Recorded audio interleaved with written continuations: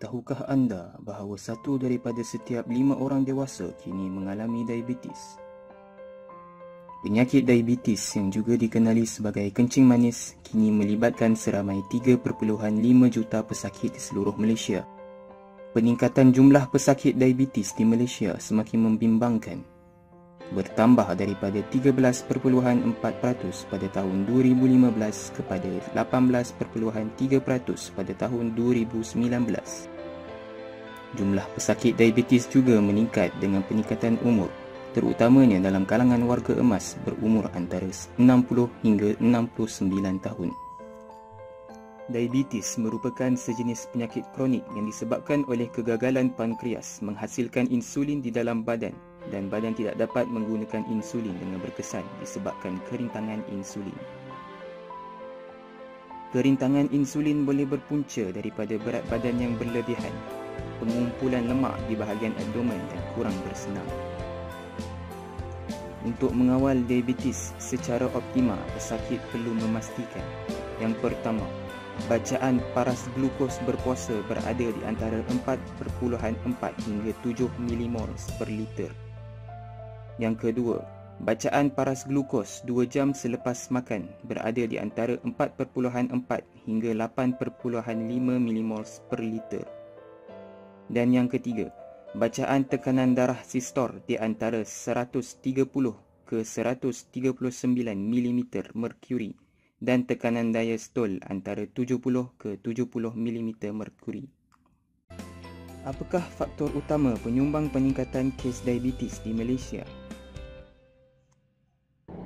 Faktor yang menyumbang kepada peningkatan kes diabetes di Malaysia merupakan perubahan gaya hidup. Jika kita lihat rakyat di Malaysia kurang bersenam, dan selain daripada itu, kalau kita tengok kajian yang terbaru telah menunjukkan tahap obesiti di Malaysia telah mencecah hampir 45% dan ini merupakan penyumbang terbesar kepada peningkatan diabetes di Malaysia. Apakah tanda-tanda penyakit diabetes yang tidak terkawal? Tanda-tanda penyakit diabetes yang tidak dikawal adalah penurunan berat badan. Jadi ramai pesakit diabetes ni dia rasa seronok bila berat badan tu turun.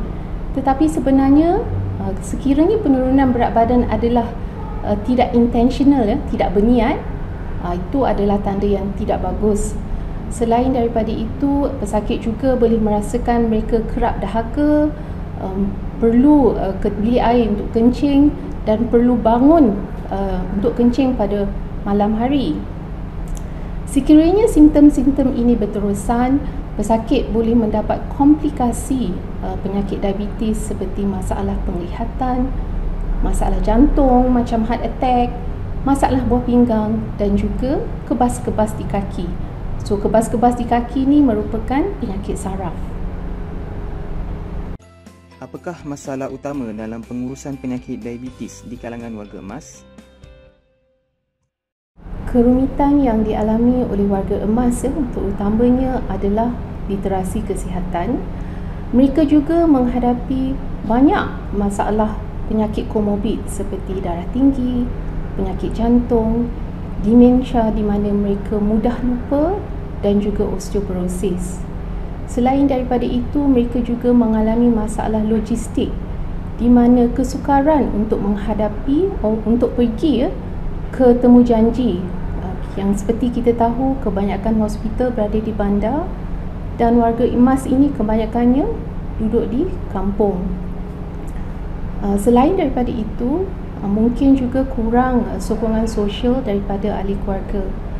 Saya nak jelaskan sedikit tentang literasi kesihatan.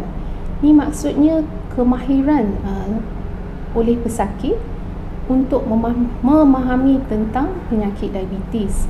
Dan literasi kesihatan ni amat penting sebab ia boleh membantu untuk mendapat penjagaan diabetes yang lebih baik. Bagaimanakah literasi kesihatan diabetes dapat membantu dalam mengawal penyakit diabetes dalam kalangan warga emas? Mereka perlu tahu punca terjadinya penyakit diabetes supaya mereka dapat memahami rawatan yang telah diberikan. Selain daripada itu, mereka perlu mengamalkan gaya hidup yang sihat. Senam sekurang-kurangnya 30 minit sebanyak 5 kali seminggu. Gaya pemakanan yang seimbang adalah sangat penting dan mereka perlu kurangkan makanan yang manis dan juga berkarbohidrat. Pesakit yang betul-betul ingin menjaga kesihatan mereka, mereka akan mengambil ubat seperti yang disarankan oleh doktor. Selain daripada mengambil ubat, mereka akan menjalankan pemantauan bacaan gula di rumah secara berkala. Apakah langkah-langkah yang perlu diambil oleh pesakit diabetes?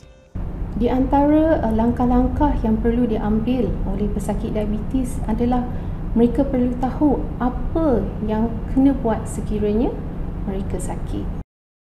Tidak seperti penyakit lain, diabetes memerlukan penglibatan aktif daripada pesakit dan juga ahli keluarga untuk membantu di dalam pengurusan diabetes. Bilakah sebenarnya puan dapat tahu bahawa puan menghidap penyakit diabetes? Saya dapat tahu, saya rasa lain badan saya, selalu rasa dahaga. Lepas tu saya pergi jumpa doktor.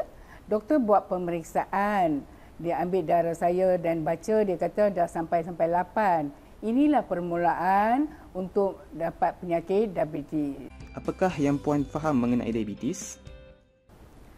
Ya, saya dapat tahu cerita dulu-dulu nenek moyang saya selalu kata kalau ibu bapa dapat diabetes, apa-apa penyakit akan turun pada anak beranak. Dari situlah saya pun percaya, pasal mak saya pun diabetes juga. Sebab tu saya selalu pergi buat check up. Takut jangkit kan ikut keturunan orang dulu-dulu macam tu. Saya rasa kita perlu faham kenapa pesakit mendapat penyakit diabetes.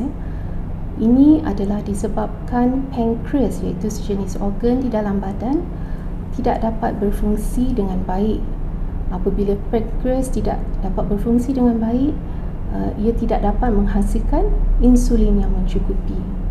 Jadi kalau kita tengok punca penyakit diabetes adalah disebabkan pankreas. Pada saya, kalau kita nak mengelakkan penyakit diabetes, kita perlu mengamalkan gaya hidup yang sihat, pastikan ambil makanan kurang karbohidrat, sentiasa bersenam dan pastikan berat badan tidak berlebihan.